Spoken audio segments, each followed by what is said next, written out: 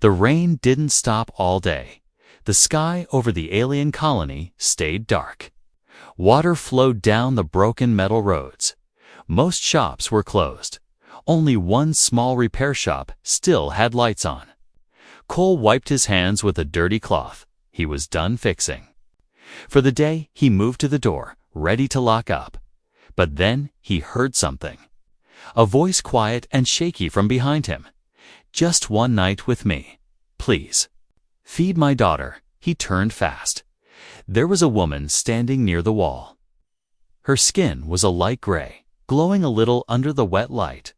Her eyes were big, sharp, and filled with pain. She wore an old blanket full of holes under that blanket. A small child was hiding, shivering, holding her tight. Cole blinked, not sure what he just heard. "Excuse me?" he asked carefully. The woman stepped forward, rain dripping from her short hair. "I won't bother you again," she said fast. "Just one night. I can please you.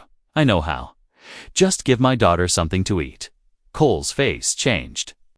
Not with hunger, not with interest, but with anger and pity. He stepped outside, walked past her, opened the supply box near the shop, pulled out an old but clean towel, and a box of emergency food packs. He handed them over. "Take this," he said. "It's not much, but it's food. No payment needed." She didn't move. Her eyes looked at the food, then back at him. "You don't want me?" she asked in a quiet voice, confused. "No," he said, firm but calm. "I don't want anything from you. Just feed your kid." He turned and walked back to the shop. Didn't wait for thanks, didn't ask her name. He just went inside and closed the door. The woman stood frozen. The little girl in her arms whispered, "Mama, is he lying?" "I don't know," the woman said, voice shaking. She slowly opened the box, pulled out a small meal pack. She gave it to the child first. Luma, the girl, tore into it with tiny, sharp teeth. Eyes wide with hunger, the woman didn't eat yet. She kept staring at the door, waiting for it to open again, waiting for the man to come out, demand something back. But the door never opened. The lights inside dimmed, and the rain kept falling. Karith, that was her name, pulled Luma close. They found a dry corner between two storage units, used the towel as a blanket. She still didn't eat. She stayed awake all night, staring at the quiet shop window. Morning came slowly. The colony's sun barely touched the streets. Kari's eyes were red. She didn't sleep. Luma did, her head resting on Kari's lap. A small smile on her face for the first time in days.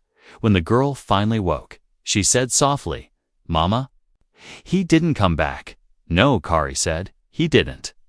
She sounded like she didn't believe it herself. "He was kind," the little girl said. Her voice light. Kari looked away. Kindness wasn't real in her world. Not anymore. She once had a real job. She once had respect. But after the war, she was thrown out. No one wanted an alien woman with a half-human child. No work, no food, no friends. Only offers from dirty men like the one she made last night. But he said no. He gave food without touching her. Why? Kari stood up, helped Luma to her feet. She walked toward the shop again. It's not because she wanted more food, but because something deep inside her wanted to believe maybe not all humans were the same. The shop was open again. Cole was inside, drinking something hot. He saw them through the window. He didn't wave, didn't call out. He just nodded. Once, like he was saying, "I see you, and it's okay." Kari didn't walk in. She just stood there. Luma peeked inside, smiling. Kiri whispered, "Don't trust too fast," but something in her chest, something small and soft, whispered back, "Maybe. Just maybe." This is different. The rain started again, but this time it felt warm instead of cold. And in the quiet light of the little shop, a broken woman, a starving child, and a tired human man stood at the edge of something new. Not a deal, not a payment, but maybe, just maybe, a second chance. The morning passed slowly. Kari sat in silence, her back against a cold crate behind the shop. Luma was curled up in her lap, eating the last food pack from the night before. The girl hummed softly. Not a song, just a sound of comfort. It had been too long since Kari heard her daughter make any sound besides crying, but Kari's eyes weren't on Luma. They were locked on the shop's old metal door. It creaked sometimes, even when closed. Each time the wind blew, her heart jumped. She didn't understand that man. He gave them food, warmth, a towel, and didn't ask for her body in return.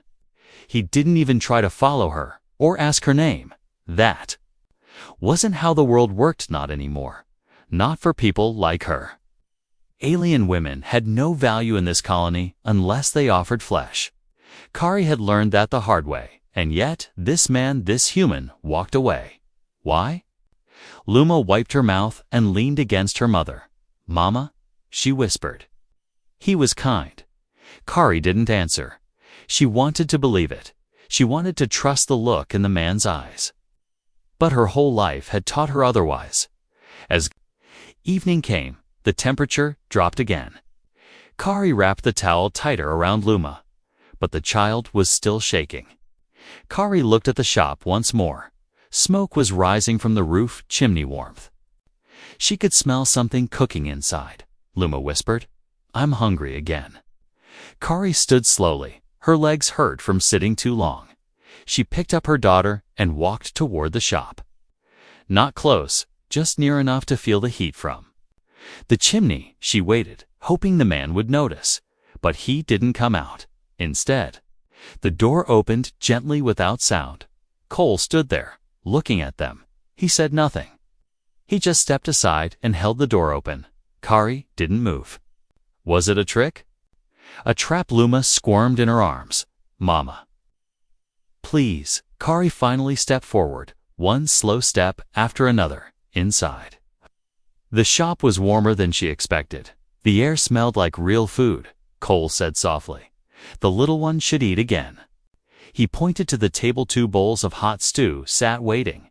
Kari narrowed her eyes. "Why are you helping us?" she asked, voice rough. Cole shrugged. "Because I can."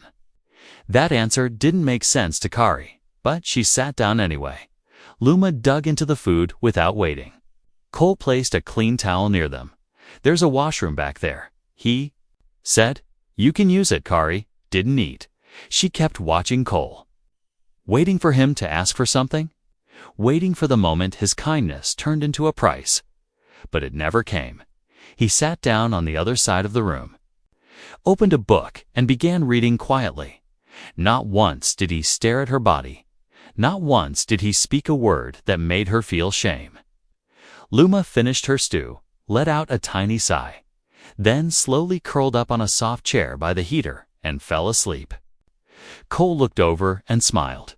"She's strong," he said. Kari nodded slowly. "She didn't cry last night," Kari whispered. "Not even once.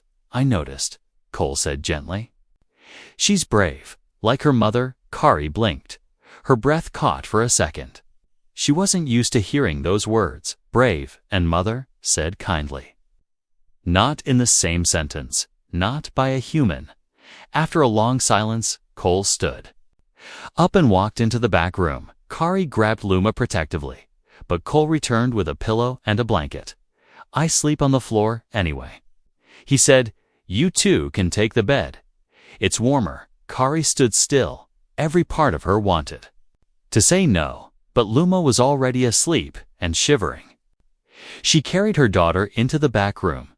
The bed was small but clean. Kari placed Luma down gently, covered her up. Then she stood by the doorway, unsure what to do.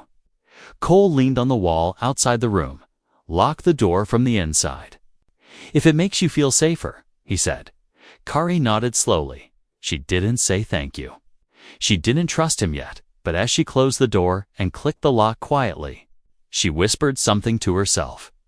If this is a dream, let it last just a little longer inside that tiny shop. With the rain still tapping on the windows, two souls slept, the child in warmth, The mother in fear, and the man who asked for nothing, sat quietly with his book. Her eyes had watched the door all day, but tonight for the first time Kari let herself blink. And in the dark, something soft and new began to grow. Not love, not yet, but maybe the first flicker of hope. Kari woke up in the middle of the night, not because of a sound, but because of silence. No footsteps, no doors creaking, no whispers, only the soft breathing of her daughter beside her, and the faint crackle of firewood from outside the room. She sat up slowly, heart still guarded. The small room smelled like soap and dry blankets. She touched her shoulder, no bruises. Her clothes were still on, her body untouched. Her hand reached for the door, unlocked it carefully, peered into the hallway. Cole was there, asleep on the floor. A book resting on his chest, a blanket barely covering his legs. No locks on the room, no chains on her door, no demands waiting in the morning. She stared at him for a long time, trying to understand. What kind of man just gives without taking something back? Kari stepped into the room quietly. The fire gave the room a gentle orange glow. She crouched beside him, watching his face. Rough beard, tired skin, but there was no hunger in his expression. No twisted thoughts waiting under his eyes, just exhaustion and maybe, just maybe, kindness. She whispered, "Why are you doing this?" But he was asleep, he didn't hear. The next morning, Kari made sure Luma had something warm to wear. The child looked brighter, her skin less pale. Her little voice hummed while brushing her hair with her fingers. Kari stared at her, stunned. Luma hadn't smiled like that since her father. Cole greeted them with simple breakfast, a hot drink for Kari, fruit slices for Luma. He didn't ask questions, didn't pry, but Kari finally spoke, her voice low, unsure. "My name is Kari," she said, "and she is Luma." Cole nodded. "Nice to meet you both." He didn't ask where they were from, didn't ask who Luma's father was. He just accepted their names like they mattered. Later, as Kari helped him clean the table, she finally asked, "What do you want from us?"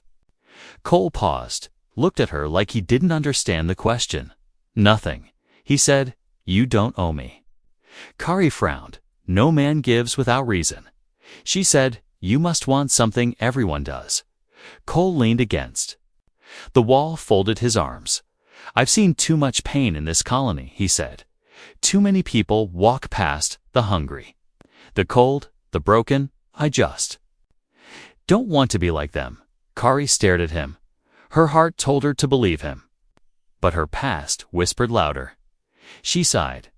"I used to work in the royal translator's office," she said quietly. "I had status, language skills. Then the war started. They threw me out." Cole listened without speaking. "They said I was too close to humans," she continued. "Said I was dirty, unfit to serve. When Luma was born, they called her a mistake. They didn't care that I was forced." Her voice cracked. Cole moved, but not closer. He grabbed a glass of water and handed it to her, then sat back down, letting her have space. Kari drank slowly, hands shaking. "I thought if I gave my body, someone might give us shelter," she whispered. "That's all I had left." "You're not property," Cole said softly, "and she's not a mistake." Luma peeked from behind the curtain at that moment. Cole smiled at her, and Luma giggled before hiding again. "She likes you," Kari said, surprised. "She usually doesn't trust anyone. Not even our own kind." "She's smart," Cole replied. "Maybe she sees something you don't yet." Kari laughed a short, tired laugh. "First time in a long while." Then she said, "Why is your shop still here?" "Most humans left this colony after the war. I stayed," he said. "Somebody had to. Not all humans are monsters, just like not all aliens are saints. I fix things. Machines mostly, but helping people. That matters more." Kari looked down at her hands. "I don't know how to live like this anymore. No papers, No rights, nothing. You have a name, Cole said. You have a daughter, and now? You have this roof, at least for now, that night. Kari washed Luma's hair in warm water, wrapped her in a soft blanket, then stood by the small window. She watched the stars, not for escape but for a moment of peace. Cole walked past quietly, left a folded set of clothes for her, didn't say a word, didn't look, just nodded. Then walked back into the workshop. Kari clutched the clothes close to her chest and whispered something she hadn't said in years. Thank you. No chains, no locks, no hunger in his eyes. The man was strange, stranger than war. Stranger. Then peace. He was free, and for the first time in forever. Kari didn't feel trapped either. The wind blew harder that evening. Dust from the outer colony rolled through the streets. Kari was inside, cleaning dishes with her sleeves rolled up. Luma sat at the corner desk, drawing pictures with a small pencil Cole had given her. Cole stood outside the shop, fixing a power line that sparked earlier. The sky was dark, heavy with another storm, but none of them knew that trouble was already on its way. Kari laughed softly as Luma showed her a drawing. It was a house, small and crooked, but beside it were 3 stick figures. Luma pointed to each one. That's me, that's Mama. And that's the human. Kari froze for a second. Her heart felt tight. She had no answer for that picture. She just smiled and nodded. Then came a sound, 3 hard knocks on the front door. Not gentle, not polite. It was the kind of knock that made the air feel heavy. Cole looked down from the ladder. The door was still shut. He stepped down, slowly, his instincts sharp. Kari's blood ran cold. She knew that knock, that rhythm, that weight. She ran to the corner of the shop and whispered to Luma, "Hide behind the curtain, don't make a sound." Luma obeyed, no questions. She knew the voice her mother used in danger. Cole opened the door. A tall alien man stood there, his eyes dark and cold. He wore black armor-cheap mercenary gear, but his body language was confident. "You're the human that runs this place?" he asked. "I am," Cole said calmly, not inviting him in. The man's eyes scanned the shop behind Cole's shoulder. "I heard a woman was seen near here." The man said, "Gray skin, half-blood child, possibly a fugitive. You seen anyone like that?" Cole didn't blink. "No," he answered. "Haven't seen anyone but customers." The man narrowed his eyes. "You sure?" "She's dangerous. Stole some food, broke shelter laws. You know how these street females are." Cole's face hardened. "I said, I haven't seen anyone. You need anything else?" The man stepped closer. "You look like the type that likes to hide things." He said, "Maybe we should take a look inside." Cole stood his ground. "This is a private property. You got no papers, no right to enter, unless you want trouble from Earth's embassy. I suggest you move along." The man stared at Cole for a long moment, then laughed coldly. "You protect her. You'll regret it," he hissed. He turned and walked off, armor clicking in the dust. Cole shut the door fast and locked it. He turned around and called softly, "It's okay, he's gone." Kari stepped out from behind the workbench. Her body was shaking. She whispered, "That was Reth. He used to own the place where I hid after the war." Cole's face stayed calm, but inside, a storm had begun. "He hurt you?" he asked quietly. Kari nodded once. "He and others. They passed me around, said I was too weak to fight back. Luma was born there when I escaped. I ran for days with no shoes, no water, nothing." Cole didn't ask more. He just sat down. "I won't let him near her," he said firmly. "Not Luma, not you." Kari sat beside him, her hands still trembling. "I've been hunted before," she said, "but this time I'm not alone." That night, they slept in shifts. Cole stayed near the door, holding a small plasma cutter. Kari sat near the heater Luma, wrapped in her lap. The warmth of the room couldn't push away the fear completely. But something else was stronger trust. In the middle of the night, Luma whispered in her sleep, "Mama, he's like a wall, Kari." Blinked.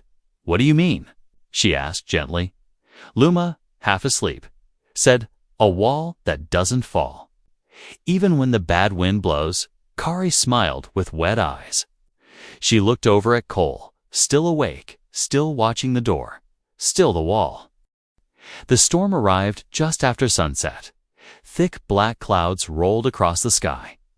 Winds screamed through the broken alleyways of the colony.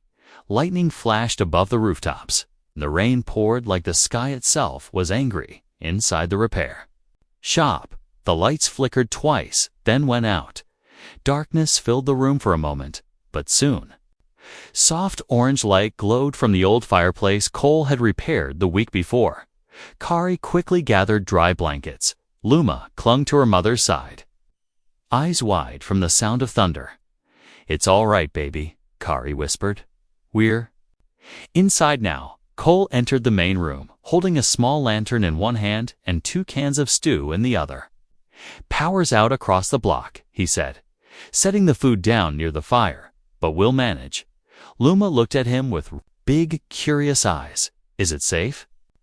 she asked. "As long as we stay together," Cole replied, smiling gently. Kari sat down near the fire, still unsure if she should feel relaxed. Cole moved around quietly, not making a fuss. He lit 2 more candles and placed them on the shelves.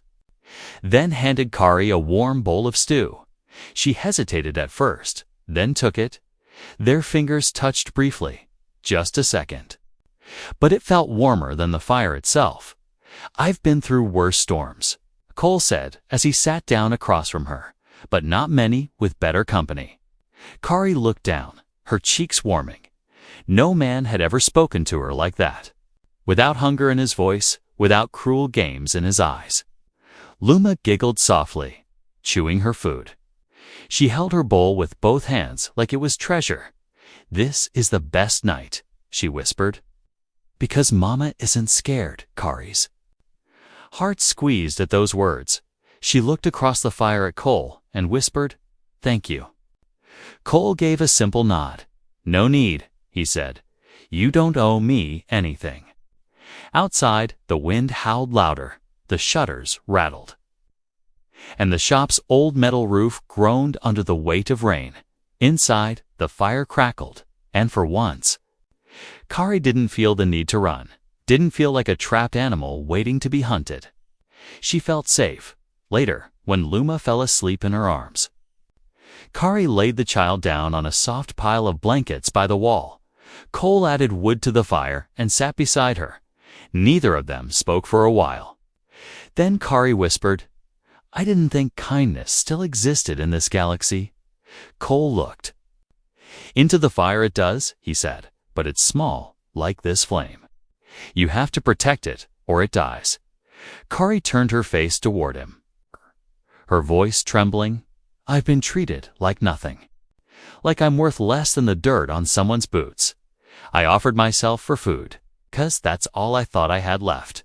But you..." Cole looked at her, eyes calm, voice steady. "You are not nothing," he said. "You're a mother, a fighter, and you're still here? That takes strength." Tears filled Kari's eyes, but they didn't fall. She wiped them away with the back of her hand and smiled through the shaking. "Luma wasn't planned," she said. "She came out of pain. But she became the reason I kept breathing." Cole nodded slowly. "I don't have kids," he said, "but if I did, I'd want them to be like her. Brave, kind, curious." Kari laughed softly. "She's more of all that than I ever was. You gave her that," Cole replied. "You protected her when you had nothing." The wind outside slammed something heavy against the wall. Kari flinched, but Cole stood up and checked it. Just a loose crate. He secured it and came back. When he sat again, Kari looked at him quietly for the first time. Her eyes weren't filled with fear, but something gentler, something that might one day become trust. "I don't know how to repay you," she said. "You already did," Cole answered. "When?" "You let me see her smile." They sat like that, two broken people beside a growing fire. The storm outside roared. But the room stayed warm, not because of the heat, but because of something deeper. Kari didn't touch him, didn't move closer, but inside her chest, something had shifted. The human wasn't just shelter. He was something rarer, a place. She could finally rest. The storm passed by morning. The sky over the colony was still gray, but the rain had stopped outside. The streets were wet and full of debris. Inside Cole's repair shop, the fire had burned down to warm coals. Kari stepped out quietly, carrying a sleepy Luma in her arms. Cole was already up. Fixing the broken wires near the ceiling, he looked down and smiled when he saw them. "Good morning," he said gently. "Power should be back soon, Kari." Nodded, her voice soft. "Luma slept all night without waking up. That hasn't happened in years." "That's good," Cole replied, climbing down the ladder. "She's healing." Kari sat Luma near the table, wrapped her in a blanket, then turned to Cole. "I want to ask you something," she said, "but I don't know if it's too much." "Go ahead," Cole said. Placing his tools down, Kari took a deep breath. "Is there a way to make her legal?" "She has no papers, no ID, nothing. She's just a ghost in this colony." Cole nodded slowly. "There might be a way," he said. "Earth's embassy has old humanitarian files. From the war, I know someone there, a woman named Sarah. She used to help refugees." Kari's eyes lit with a mix of hope and fear. "But if we're found, if they trace me..." Cole walked over to the shelf and pulled down a small box. He opened it, showing old documents and forms. "She helped a group of half-blood kids 2 years ago," he said. "If we bring her the truth and I speak for you, they might help." Kari sat down slowly. Her hands were trembling again. But this time it was from hope. Real hope. Not just survival, but the idea of being seen. "Being real, you'd really do that?" she asked. "Even if it puts you at risk?" Cole sat across from her, looking straight into her eyes. "You and your daughter deserve a future," he said, not just hiding in shadows. Luma giggled nearby, playing with some wire scraps. She shaped them into a small flower and held it up. "Look, Mama," she said. "I made a gift for the human." Kari smiled, then looked at Cole.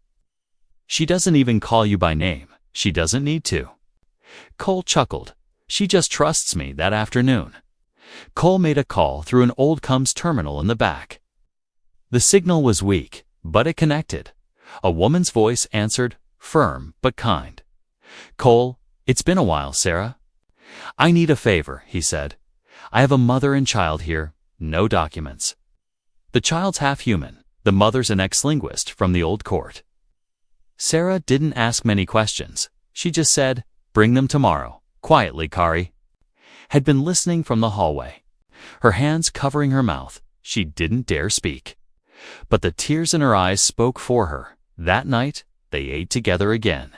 Not as strangers, not as broken people, but as something else, something closer to family. Kari helped Cole clean the dishes. She moved without fear, without flinching. Her body didn't shrink back anymore when he passed close. Later, she sat by the fire with Luma sleeping in her lap.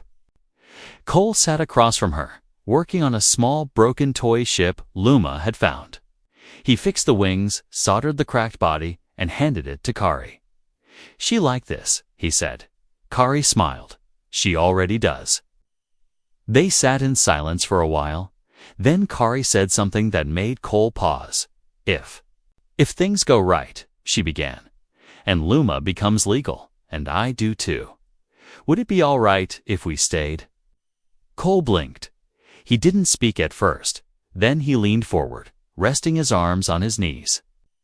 "This place was just a shop before," he said.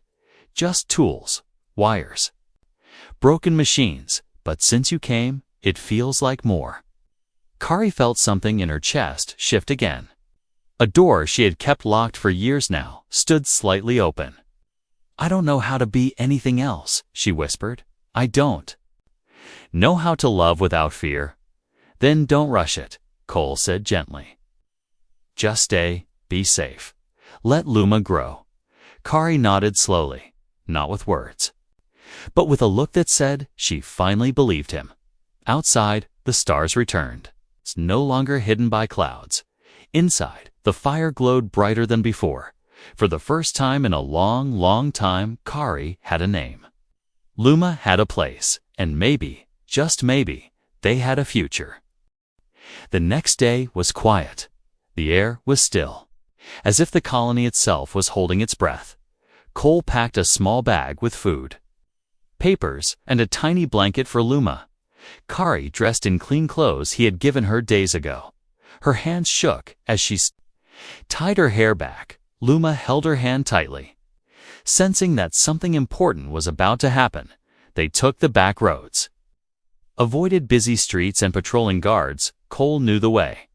Kari followed closely, eyes scanning every corner. But no one stopped them. No one noticed them. The Earth Embassy building was old, but still running. Inside, a human woman with short gray hair stood waiting. "Sarah," Cole said, giving a respectful nod. She smiled back, then looked at Kari.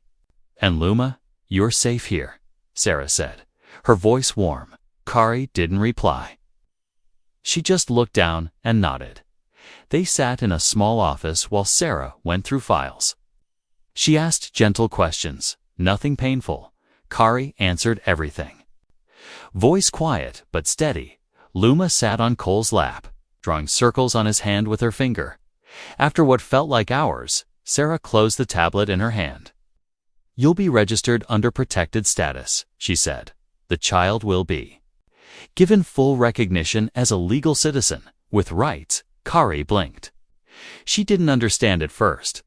Then the words sank in. Luma was no longer invisible, no longer a shadow. She was someone now. Kari broke down. Years of fear, hunger, and shame came pouring out in tears. Cole held her hand gently. Luma reached over and hugged her tightly. "Mama, are we okay now?" Kari nodded, crying harder. "Yes, baby, we're okay now." That evening, they walked back slowly. Cole offered to carry Luma, who had fallen asleep in his arms halfway home. Kari didn't stop him. She walked beside them, her heart light, and her steps soft. When they reached the shop, the lights were back on. The fire was warm again. The rain had cleaned the streets. Everything felt new. Kari tucked Luma into the bed, kissed her forehead, and came back to the main room. Cole was sitting quietly, looking at the flame. She sat down beside him. They didn't speak at first. They didn't need to. Then Kari whispered, "Do you remember the night we met?" Cole nodded. "In the rain," he said. "You were cold, tired, and desperate." Kari looked into his eyes, "And I offered myself for just one night." "I remember," he said, voice soft, "but I didn't want one night." Kari smiled, her voice shaking but strong. "And you gave me a home instead." Cole didn't answer with words. He reached out slowly, gently, and she leaned into him, not afraid, not broken, just ready. "I don't know what this is," she whispered, "but I don't want to run from it anymore." "Then don't," Cole said. "This isn't payment. This isn't rescue. This is choice." She placed her head on his shoulder, and for the first time, she felt like she belonged. Outside, the stars were bright. Inside, Luma slept with a smile. The house no longer smelled like metal and oil. It smelled like family. Kari held Cole's hand tightly and said one last thing. "I came to sell my dignity," she whispered, "but you gave me something I never had. Not a deal, not a night, but a life." And Cole simply said, "Welcome home."